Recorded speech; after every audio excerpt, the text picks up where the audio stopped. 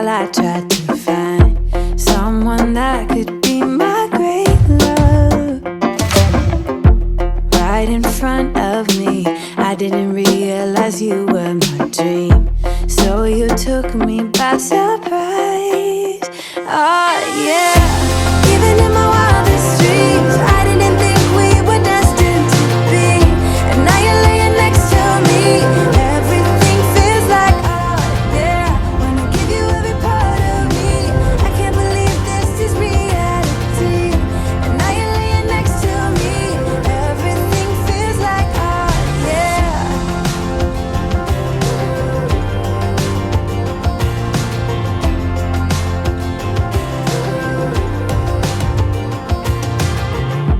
I'm just curious, when did you know you had feelings for me?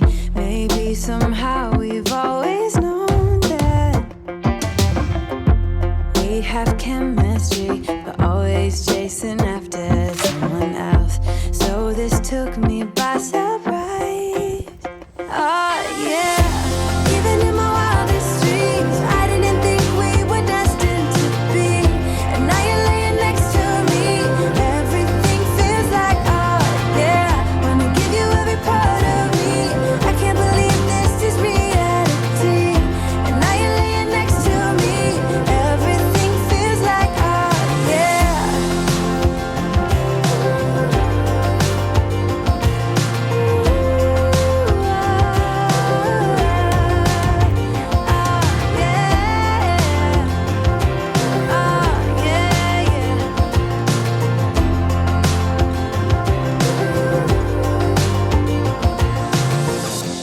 Even in my wildest dreams, even in my wildest dreams. Oh yeah, even in my wildest dreams, I didn't think we were destined to be. And now you're laying next to me, everything feels like oh yeah. Wanna give you every part of me, I can't believe this is reality. And now you're laying next to me, everything feels like oh yeah.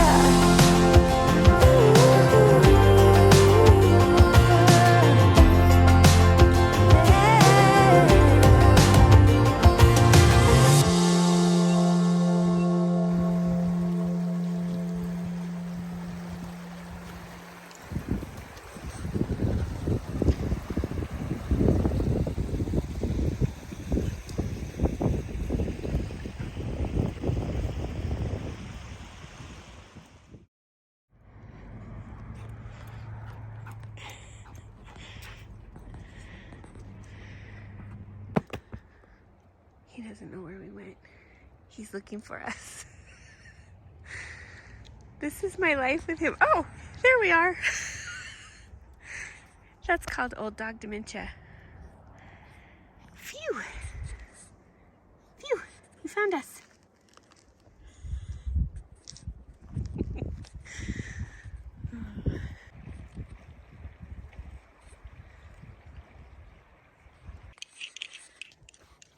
Oh.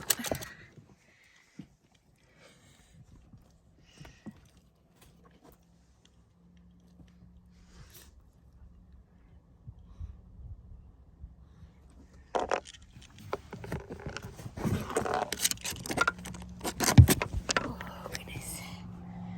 There we go. Good boys. We had to go to Bozeman today and get groceries. It's about an hour and a half drive from our house, but this morning we had meditation class, so we were in Ennis. It's about 50 minutes or so to Bozeman. So now we're headed home. This morning the dogs wanted to stop here at the river and go potty and run around. And then this evening on the way home, they were whining. So I pulled off so they could run around, and they got a big long drink in the river. So this is called Warm Springs. I think it's like Warm Springs Pullout or something. But right over there across the river is Bear Trap Canyon. And so there is a road that goes from the highway back to this parking area back here, just on the other side of this hill in front of us. Just in that, let's see if you can see my, sorry. In that ravine right there, there is a parking spot. And a couple years ago, I drove my little mare Sky down there from out by the river. I think total it was 5 miles that we drove there and back. Total was 5 miles. And we had our bear bells on, and it was just me and her. I didn't bring the dogs. We did see rattlesnake in the road, and almost back to the horse trailer, about a half mile from the horse trailer, she started acting up, and I couldn't figure it out. And I looked behind me, and there was a bear trotting down the road right behind us, and happy as could be, smelling. And I wasn't sure if it was gonna run up behind us and grab me or jump on her. I didn't know what was going to happen. There were a couple of fishermen along the river, between the road and the river, and they were like, "Do you see that?" And I was like, "Yes." And I believe that he heard the bells and he wondered what it was and came down to find out. So I do know there's bears around here, so we were kind of being careful around the bushes and stuff, and I was checking before we walked down there. But there's also people here in the parking lot. Not right now, but there's cars here, so people are out hiking, I think, or fishing. So it's less likely there'd be bears, but it is the time of year that they're bulking up on berries and roots and different things and carcasses, getting ready to hibernate. So anyway, back to my bear story.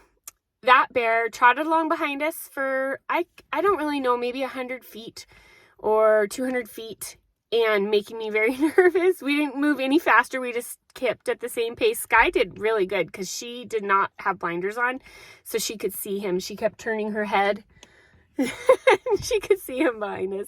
And then he went crashing down through the bushes between the road and the river and got in the river, and he floated on his back next to us, like right beside us. I could look over and just see him in the river holding his back feet with his front feet, just floating on his back beside us, just watching us.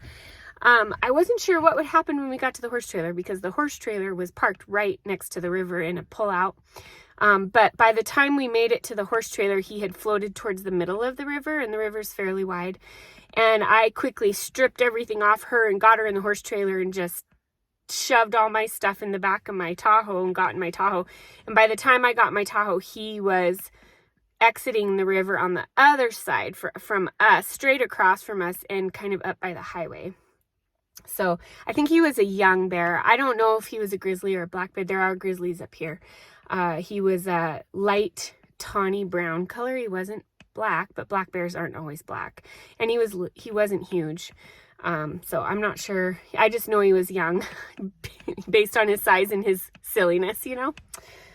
So that was my story about being down here in Bear Trap Canyon area.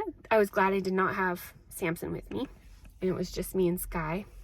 I don't know what we would have done if he had thought maybe we would be a good meal.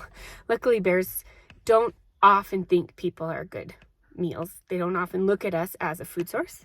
I'm reading a really good book right now about bear attacks in Montana and Alaska and all kinds of places, and I will share about that book later on in this video, because it's worth a read. If you live or play in bear country, I highly recommend you read this book. It's excellent.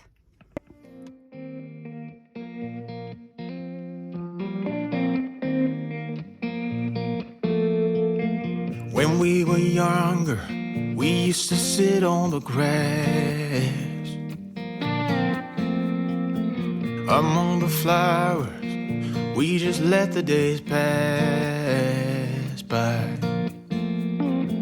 People would tell us to get a grip of ourselves and get a job. We didn't care what we were told, 'cause when we were younger, we used to sit on the grass and go, damn, I don't wanna grow old. I wish I could turn back time. Stay up all night singing songs on the terrace. We didn't mind sitting out in the cold. It was impossible to make us embarrassed. We were free.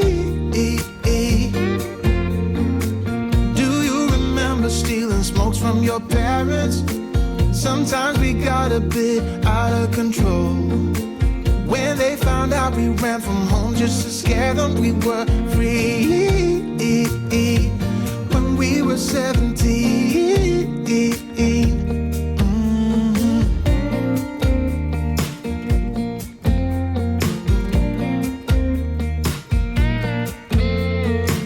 When we got older, we tried to stay in touch, but we had to move on. Life ran away from us. If I could go back, be 17 again, yeah, I would, just to see all my friends running around the city, acting crazy like we used to do. I wish I could turn back time. Stay up all night singing songs on the terrace. We didn't mind sitting out in the cold. It wasn't possible to make us embarrassed. We were free. Do you remember stealing smokes from your parents? Sometimes we got a bit out of control. When they found out we ran from home just to scare them, we were.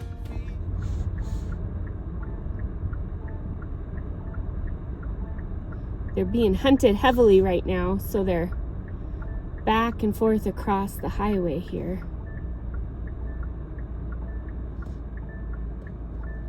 Like water jumping the fence. And then they're heading to the hills. When we were 17. When we were 17.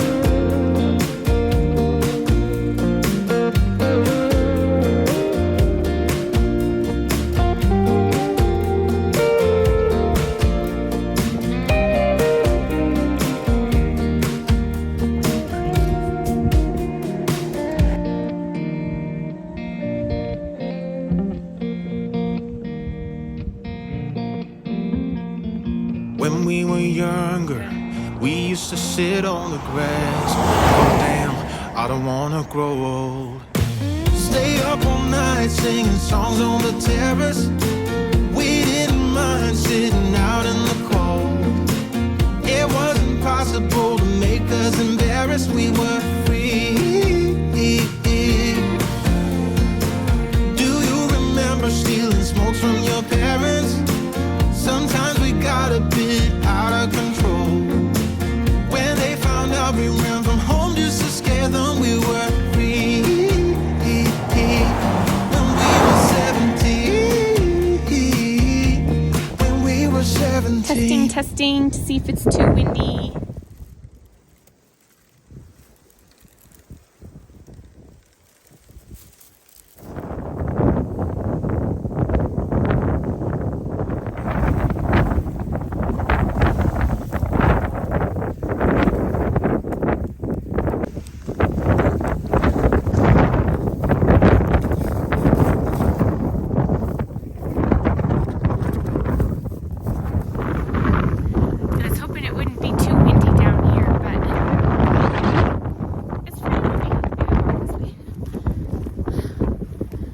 To share the book, The Mark of the Grizzly, with you guys. Very good book for anybody who hikes in grizzly country. I highly recommend this book. It's about bear attacks, but I think it's good to be informed, and it talks about what people did correctly and what they should have done. If they did things wrong, it explains what they did wrong and what would have been a better way to handle the situation. It's just a really, really good book. The stories are very well written, easy to understand, and easy to picture what's happening. Sometimes scary, but just really, really well done book. And I can't recommend it highly enough. Even if you don't live in grizzly country, it might be interesting to read about what those of us who do live in grizzly country think about when we're out in the wilderness. It's not all fun and games for us. It has to be kind of serious, you know, a lot of the time. And here, I'm at down here by the river, it's not just bears, it's also moose. So there isn't a book about moose attacks, but there could be. Moose, probably, I think in Alaska, definitely moose injure and kill more people than bears do. I'm not sure what the stats would be for here. You don't really hear too much about people having run-ins with the moose around here, so they must be more. We have fewer than Alaska, and maybe they're more shy. I'm not sure. Anyway, we do have to just be aware when we're out. We can't just be sneaking through the bushes, sneaking through the trees. It would be nice to be able to be quiet so we could see more wildlife, but that's when you stumble upon things that anger fast and attack with very little warning sometimes. Sometimes the bears will tell you they don't want you there, and sometimes they just attack. So that was an interesting read for sure. I'm going to get back in the car because it's very cold. I was just going to share I know I shared a bear story earlier in the video, but I have one more. I was riding my stepdad's horse up in the mountains, bareback, just a little fun ride. I was alone, except for the horse. And we went up, I think it was called Bear Trap Canyon too, but it wasn't here by Ennis. It was up outside of York, Montana, which is outside of Helena on the other side of Hauser Lake in the National Forest land in the mountains. And so Corazon was the horse's name. We were up there on a trail and I had to go potty. So usually when I'd hop off and go, he would also go. He took that as an opportunity for himself to go too. But this time he didn't go to the bathroom as well. Instead, he was on alert and he was looking behind where I was going. I had my back on, by a tree, and he was looking kind of around the tree behind me. And it was then that I heard the popping sound that they talk about in the book. It's when I'm not sure if they're popping their lips or their teeth, but it's pop, pop, pop. And then I was like, oh my gosh, because I didn't know for sure since I'd not heard it before, but I thought it might be a bear. So I pulled my pants up, grabbed Corazon, swung on, he spun around, and we took off down the trail. And I looked over my shoulder, and there was a bear, and it was chasing us. And I mean, in the book, you're never supposed to run. I'm not sure what you do when you have a horse. He did say that oftentimes there are no attacks when you're on horseback, because you look so big on horse, but I wasn't on him when the bear warned us. And I believe that it was probably, I don't know, this is my assumption, just my brain, but I think it was maybe a boar, and he didn't want us to be in his area because he didn't chase very hard and he stopped chasing. So when we got to a certain spot in the trail, I turned around and he had just stopped. I don't know if it's because we were leaving, or I'm sure it was because we were leaving. But anyway, I was very grateful for Corazon that day. He was not a fast runner by any means. As we were running, I was thinking, this is not the horse to be doing this on. He was a gaited Pasifino. He was a Pasifino with a little quarter horse in him. And so anybody who has gaited horses knows, at least Pasifinos, they're not really the fastest horses at a canter or a gallop. But he sure did gallop his little heart out that day. And how brave of him to stand there when he knew there was something there. Well, he didn't leave me. I was always grateful he didn't leave me. I'm sure it would have been bear dinner. But I never rode in Bear Trap Canyon by myself again. So I do want to always be very careful when we're down here and just be aware. Be bear aware, be moose aware, be aware. Don't zone out. It's not the time of year to be meditating by the river right now. There's not enough people down here. So when I was meditating earlier, there were fishermen up and down the bank and floating the river, and there'd just be less animals. More people equals less animals.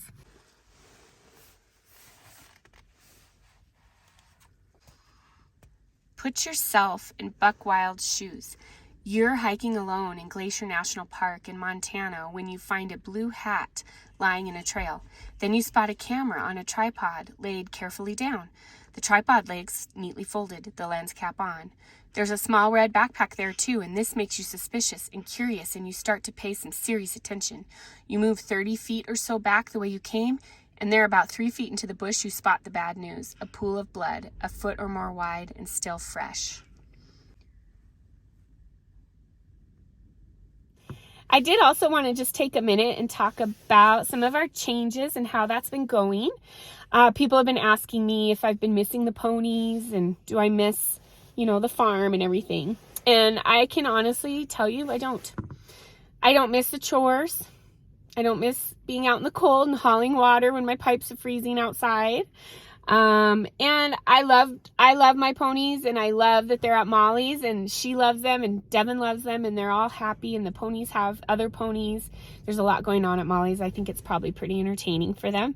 But even when I go visit them, I don't wish that I was bringing them home. So I know that's hard to understand for a lot of us people that have had horses forever, or even if you're new to horses and you just have always loved them and always wished to have your own, and you finally get to, and I'm sure this part of my journey doesn't make any sense. I know it's stressful for some people, and I'm so sorry about that. But for me, this time in my life, I just don't miss having them. I am very content with myself and my husband and my two old dogs who are so demanding of my time. I'm enjoying the ease of throwing the dogs in the car and driving to the river and walking for an hour, and throwing them in the car and driving home, and I'm done. I'm just really, really cherishing this time. I'm just loving it. I'm loving the freedom, I guess. For me, this has been freedom. So I'm sorry for everybody who that hurts your heart. I'm sorry for that. But do know that I am so happy, and I'm just super content, and I'm really looking forward to the future and what it holds for us. We have some things that we're working really hard on right now, and I can't wait to share about them, but I don't want to share anything until we know for sure what's going on. I'm really craving that, something that we can just know is ours. We can just settle in. So that's what's coming up. That's what we're working hard on, and I can't wait to share it with you all.